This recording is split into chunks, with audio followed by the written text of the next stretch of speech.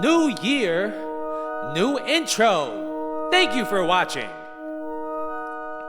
Welcome to the One Star Week Foot Show. Welcome to the One Star Week Foot Show. Hello. We got player reviews and we got much more. We do. We got player reviews and we got much more. And I review players all the time, dog. Everyone is fire like a Yule log. Fire. We trying to get some views like a blind man. I can't see. Shout out to my subs, they are gang. Good evening and welcome to the One Star Week Fit Show, your one-stop shop for player reviews. I'm gonna be your host today, One Star Week Foot, and thank you for watching this video. So as you guys know, for the last couple weeks, we've been covering a lot of the icon swaps players. We've been doing a lot of icon swaps reviews, and today is no different. We're gonna be reviewing this 90 rated Del Piero card, and I've used Del Piero the last 2 years. I used his prime version in FIFA 18, I believe it was. And as you guys know, FIFA 18 Del Piero was the GOAT. Last year, I packed his baby version untradeable, and he was a lot of fun to use, but as the game progressed, I didn't really find him to be very meta at all. And now we got middle Del Piero. This is the only Del Piero I have never used, and when you look at his card, he does look like a very promising card. But is he gonna be worth the icon swaps? That's gonna be the question of the episode. So he's 5'9". He has a medium work rates, which I'm not too big of a fan of.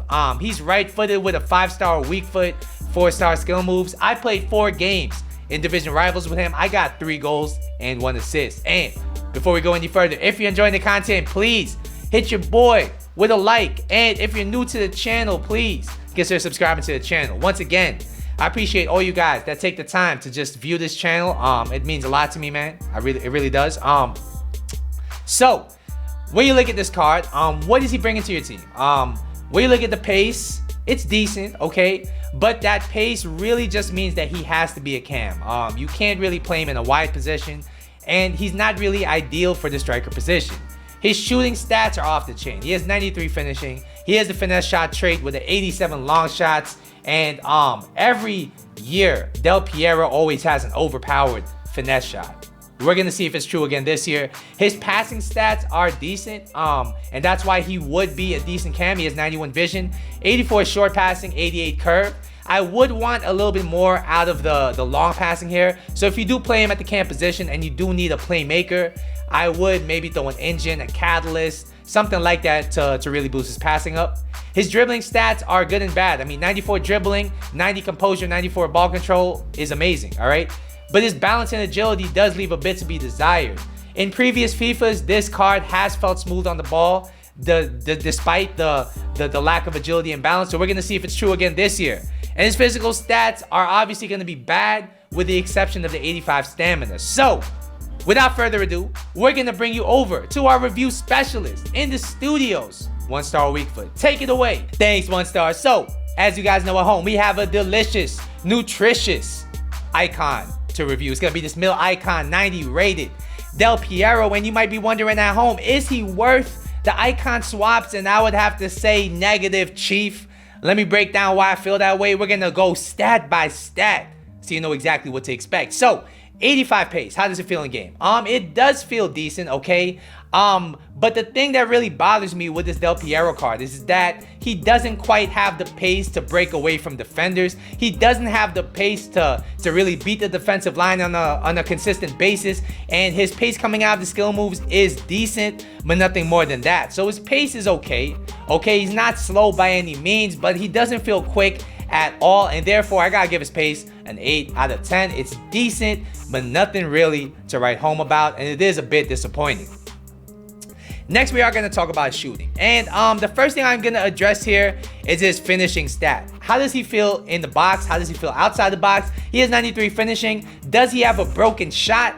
I would say no. He doesn't have a broken shot. He has a very good shot. You get him in the right position, he will most likely finish. But he's going to be like a lot of other cards on this game. If you use Neymar and Mbappe, those kind of cards where in bad gameplay, he'll hit the post, or maybe if he's in the wrong angle, the goalkeeper will save it. He doesn't have that shot that feels like it's automatic inside the box, like the top tier players on this game have, like somebody like a Messi, Ronaldo, a Pele, or even a R9 Ronaldo would have better finishes than him. That being said, though, he does have a very good finish on him, and I don't want to undersell that at all. His long shots are decent, all right, especially his finesse shot. I didn't score any finesse shots, unfortunately, with him, but the few that I did take, I could tell by the way that it curved, even from bad angles, that he would have a dangerous finesse shot. Unfortunately, because of the amount that they've nerfed finesse shots and they've nerfed long shots in general, I don't really find it to be that useful of a trait to have anymore. His 89 attack positioning is definitely very good. He always got himself in dangerous positions despite the medium work rates. But speaking of the medium work rates, I did find him a bit lazy at times to move forward, get into the box. He was jogging instead of getting there quickly like a person with high low or high medium would. So therefore, I do got to give him negative marks for that. Overall, his shooting definitely has to be a 9 out of 10. It's very good, but it's just a little bit below the top tier finishers of this game, and it does leave a little bit to be desired in that regard. Next, we have to talk about the passing, because I did play him as a cam, and I do think his best position has to be cam. I mean, you have to play a player like this at the cam position. And in game, he does have decent passing. I mean, in and around the box, he does have the finesse to his passes to curve around defenders in tight areas. His long passing was pretty average, obviously, as you would expect. One thing I didn't really expect out of this card, but did get out of this card, is his crossing. His crossing was actually very good. And yeah, he could play make with the low crosses surprisingly well. Overall, I gotta give his passing an 8 out of 10. He's a very good player as far as passing goes. I mean, he is a bit of a playmaker, but he's not a top tier passer of the ball either.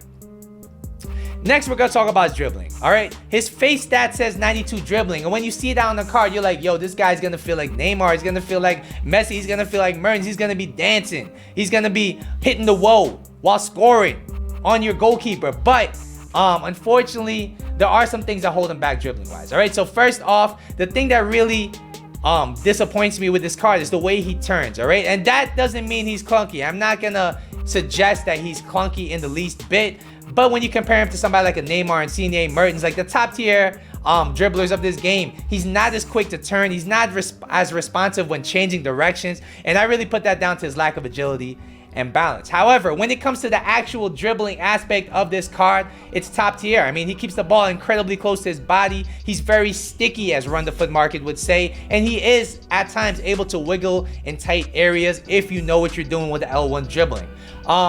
It's just the fact that he does lack the balance and agility to be a top tier dribbler on this game, to really have the total package, which leads me to really say that his dribbling is an 8.5 out of 10. It's very good, but it will surprise you how he does lack the turning ability of somebody like Neymar or Pele or somebody like that. Finally, we will be talking about his physical stats, and honestly, there's nothing to write home about here, all right? His 64 strength, 62 aggression, in conjunction with his very small body. I mean, he's 5'9", but in game, he looks like he's like 5'6". He is tiny, and he gets bullied by anybody. He gets his lunch money stolen, so be prepared to turn the Jets on when you see a defender near him. His jumping obviously is pretty bad. His stamina at 85 does look solid, and it would work if he was a striker, but at the cam position, the way I play my cams, this guy was getting tired around the 80-90 minute mark. So I do think if you play him at the cam position and you go into extra time in the Foot Champs game, you may need to sub him out.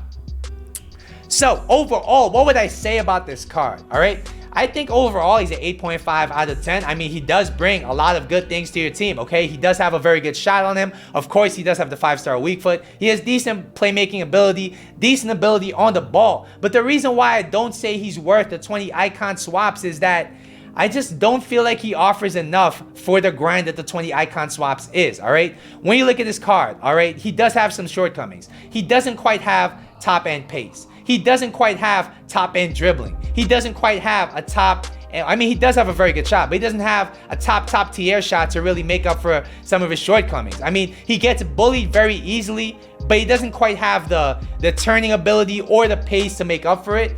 And that's why I don't think he's the most meta player that you can get on this game. If you're gonna be grinding for 20 icon swaps, I do think a better choice would be to just keep on grinding to get to 23 icon swaps. That way you could get Vieira or Essien. Or if you don't feel like grinding that much, I think you'd be better served even getting somebody like Blanc. I think all those cards are more meta and will last longer in the current meta of this game. So yeah, that's gonna be my 90 Del Piero review. Hopefully you guys enjoyed it at home. Once again, don't forget to like and subscribe. I'll see you guys in the next video, but until then, later.